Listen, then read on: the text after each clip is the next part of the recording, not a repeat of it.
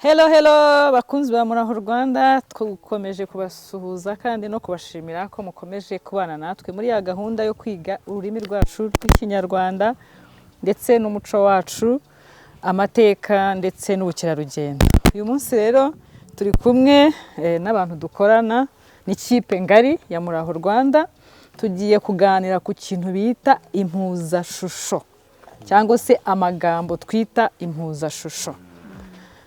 None se hari umuntu muri twebwe uzi ijambo impuzashusho icyo bisobanura? Ndumva harimo ishusho. Yego. Ishusho. Si ishusho se si ifoto buriya. Ishusho ni ishusho y'ikintu nk'uko wabona iki giti, nk'uko uko ikintu kigaragara aba ari ishusho. ni kiba ari ishusho. Muyihe shusho. Ukuntu ikintu amaso yacu akibona. Kuvuga ngo ishusho y'umuntu. Ibiroza bihuje ishusho.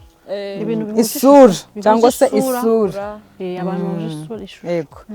Murakoze cyane. Twese twagerageje. Amagambo rero twita impuzashusho ni ya magambo dusanga yandikwa kimwe. Iyo usanze ijambo ryanditse hari ritari mu nteruro, ku buryo ushobora kuba ari amagambo yanditse rimwe ariko afite ubusobanuro butandukanye. Ugasanga ijambo rishobora kuba ryanditse rimwe ritari mu nteruro, udashobora kumenya ngo risobanura iki, rifite ibisobanuro birenze kimwe. So waduha nk'urugero ko numva njye ntari kubyumva. Ego, ndabaha urugero. Nk'iyo bavuze usanze ahantu handitse gusama, bitari mu nteruro gusa. Ego. Urugero, gusama bishobora kuba gusama inda, ni urugero, cyangwa gusama ikintu umuntu akunagiye. Gusama inda. Gusama inda, gusama inda ni ugutwita. Umuntu abishobora kuba ari ugusama Gusama inda si ugutwita ariko. Yego. Gusama nyine wasamye nyine watangiye gutwita. Naho gutwita bitangirira. Naho gutwita bitangira. Wenda urundi rugero.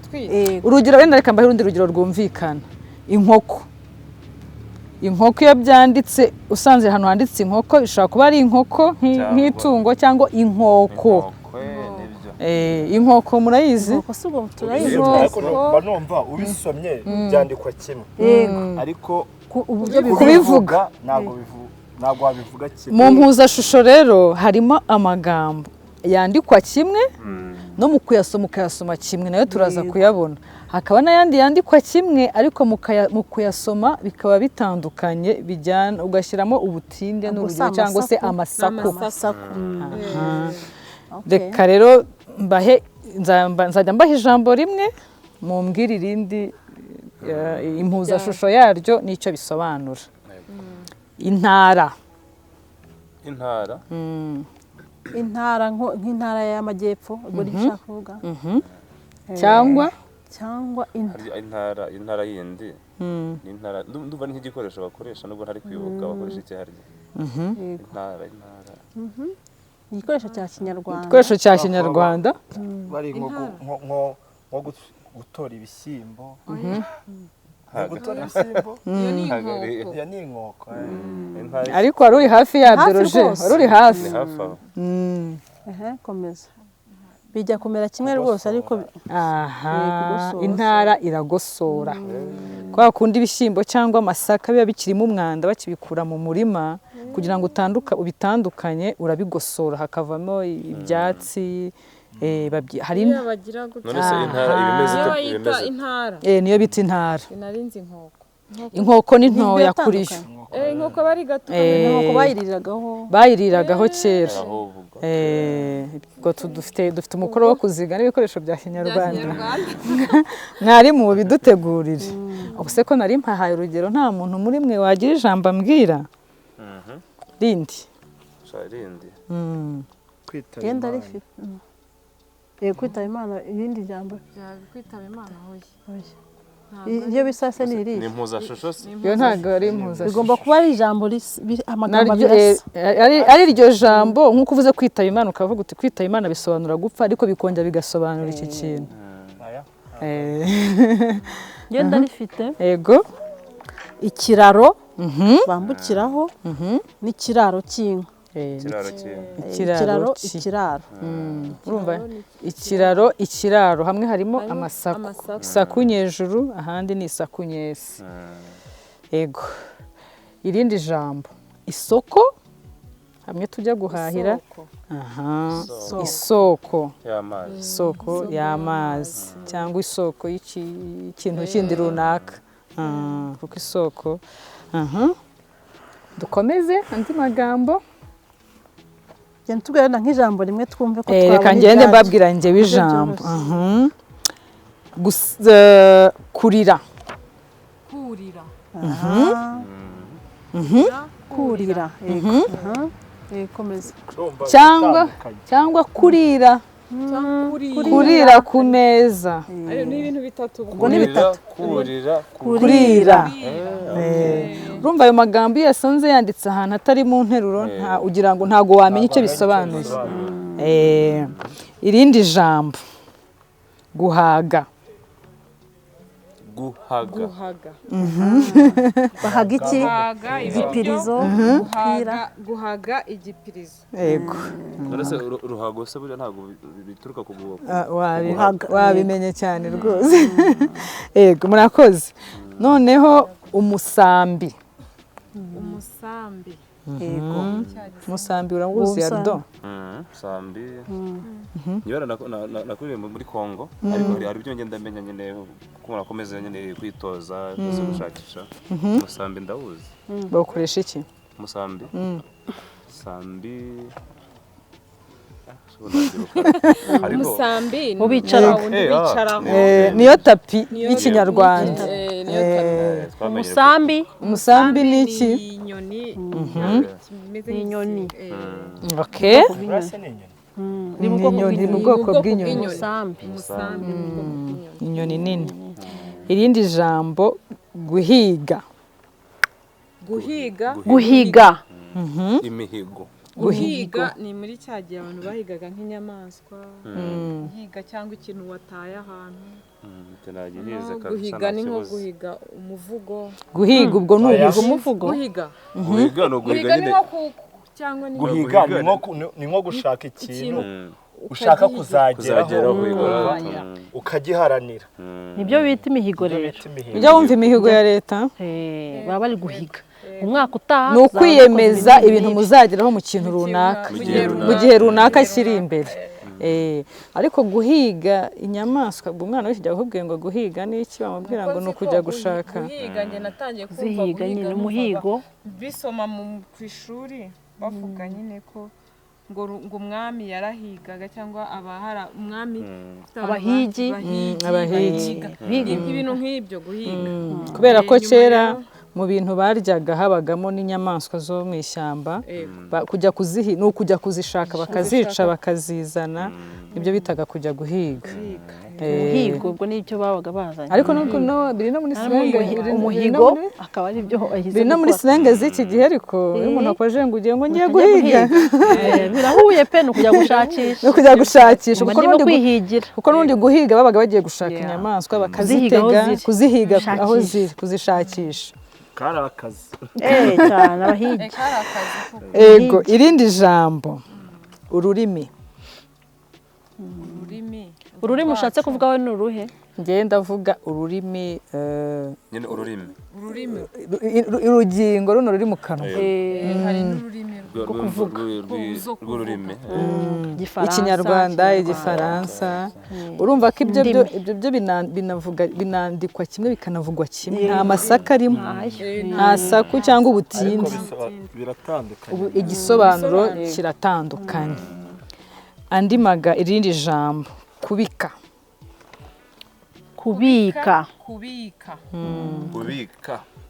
ni kwa kundi nko ibyo ukikabika rero baba batabizi buriya ariko umuntu ntibamubika ubwo ni bitatu bibaye bitatu wowe yatubwiye kubika ni ibintu bivugitse kubika byo kumenyekanisha ko umuntu yapfuye no kubika kw'inkoko bigatandukana no kubika kuba wakwibikira nk'ikintu ahantu runaka sobanuye ikintu mu kindi kubika ikintu mu kindi kintu kubika nyine ni ugushyira ikintu ahantu ku buryo niba kubaza ngo cya kintu wagishyize he uravuga ngo nakibitse mu munsi y'ameza. yego ububiko ni stock aho babika nyine ibintu. Hari ukubika nk'umuntu ashyira ikintu ahantu runaka, hakaba kubika kumenyekanisha ko umuntu yitabye Imana, hakabaho no kubika ku isake. Impuzashusho ko zitoroshye ahubwo ni nyinshi. Gushyira metre cyangwa se tupute. Gushyira mushyiriye amata. Yego. Uri nko kumutwarira cyangwa gutwara ikintu gishiriye undi muntu.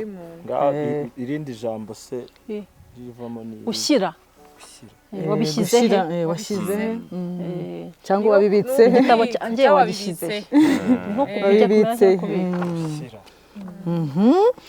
Amagambo ni menshi ariko tugiye kugaruka kugira ku musozo. Inkoko. So amaze inkoko ardo. Inkoko yego. Inkoko twese ntituyizira. Ni itungo. Irateteza. inkoko si mu bwoko bw'inyoni. N'inkoko. Hari inkoko se sabari ntoya. Abari ntoya. Ngo inkoko itandukanye n'intoza n'intara. Ubundi inkoko nizo zisigaye zigaragara cyane, nizo abantu bafite cyane kurusha inkoko. Ariko intara urazibona nko mu cyaro kuko baba bafite imyaka myinshi. Baba bafite byinshi. Ntabwo waba wejeje toni y'ibishyimbo ngo ukoreshe kari agatoya. N'ibintu bazikoramo biratandukanye. Uko ziba zikoze biba bitandukanye. Yego, hari inkoko n'inkoko. Gusa no kugenda umuntu abigirira amafoto. Cyane. Tuzagira ikiganiro cy'ibikoresho. Tuzajya mu ntara nk'ahantu dushobora kubona ibyo bikoresho byose bya Kinyarwanda kuko usanga abana tureke n'abana n'urubyiruko rwacu urumva ko ari ikibazo. Gusakuza.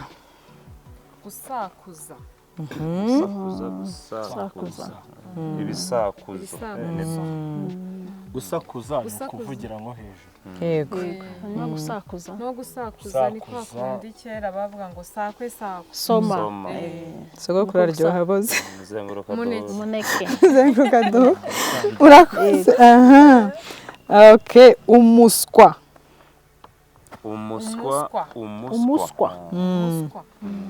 Umuswa ni utuntu.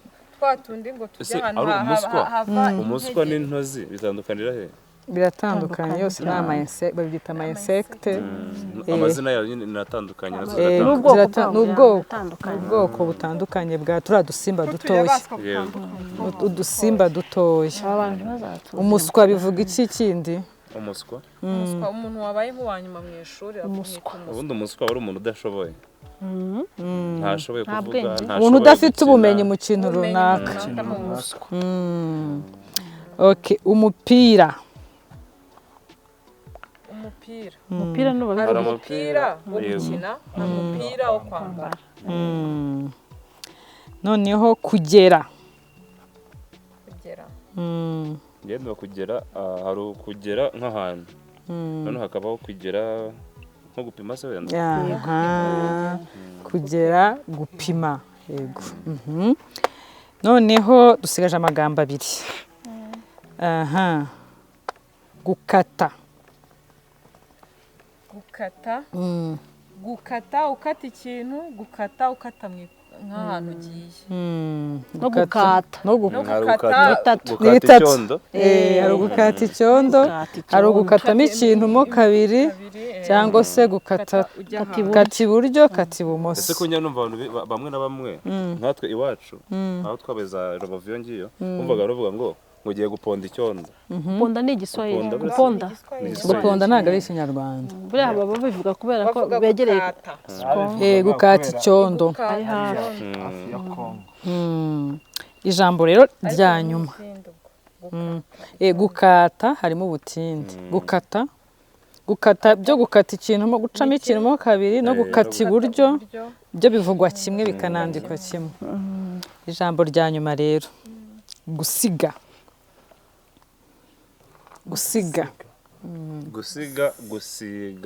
nk'amarangi cyangwa se gusiga kwisiga amavuta, gusiga amavuta, umwana. gusiga cyangwa amarangi, ugasiga umuntu ugenda ukabusiza cyangwa no gusiga ibyo gusiga ibisigo.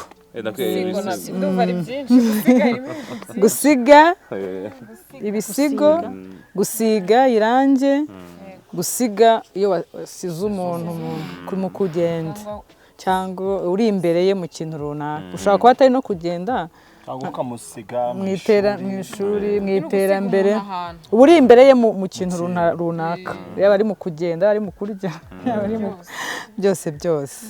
Okay. Bagambe, kino kiganiro cy'impuzashusho kigusigiye iki? kinsigiye ko hari ibintu dushobora kuba tuzi cyangwa tuvuga utarengejeho ikindi kintu utasobanukirwa icyo ushatse kuvuga. Yego. Cyane n'abantu batazi uko byitwa cyangwa umuntu yakubaza ukumva ni ibintu nyine biri aho. Nanjye buriya ari byo nagiye numvamo nyine mwagiye muvuga njye ntazi, ntarinze ariko nyine ubu ndabimenye. Yego, tuba turi kwiga twese rega, nta muntu uri kamara mu ururimi rurigwa rurakura. Rurakura. Hari nk'amagambo mashyashya twahoze tuvuga y'Ikinyarwanda aje muri kino gihe, wenda no mu gihe kiri imbere abashinzwe inteko y'ururimi n'umuco bashobora kuzatubwira andi magambo. Rero twese ni ukwiga tugahugurana. Ikindi uba waravutse ugasanga ururimi, ibintu nyogokuru, Ikinyarwanda nyogokuru avuga si cyo mvuga, icyo mvuga si abana banjye bavuga. Vuga ngo ni kwa kundi tuvuga ngo ururimi rurakura.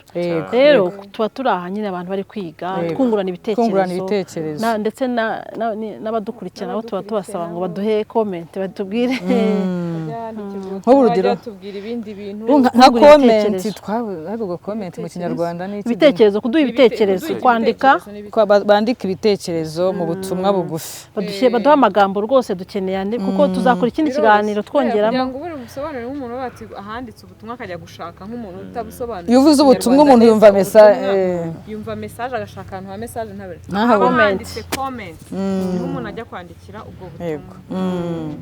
Reka rero tubashimire bakunzi bacu, tumaze kubona amagambo twita impuzashusho. Twabonye ko impuzashusho ni amagambo yandikwa kimwe ariko atari mu nteruro udashobora kumenya ngo asobanura iki. Amwe mu kuyasoma aratandukana, hamwe ushobora gushyiramo ubutinde ariko imyandikire y'iki gihe kuko tutacyandika dushyizemo ubutinde cyangwa amasaku, ntabwo umuntu ahita abibona. Ariko iyo umuntu avuze wumva ko hamwe yashyizemo isaku nyejuru cyangwa isaku nyinshi cyangwa se ubutinde, ariko hari n'andi avugwa kimwe yandikwa kimwe akanavugwa kimwe, ukanayasoma kimwe nta butinde nta masaku. Rero murumva ko nibyo gukomeza kwiga ndetse no gukomeza guteza imbere ururimi rwacu rw'Ikinyarwanda. Turabashimiye rero, abantu bari babizi, ndabizi ko ari bake bari bazi ko ayo magambo yitwa impuzashusho, ni bake cyane. Rero turayamenye, dukomeje kubashimira, mugire ibihe byiza. Bye bye.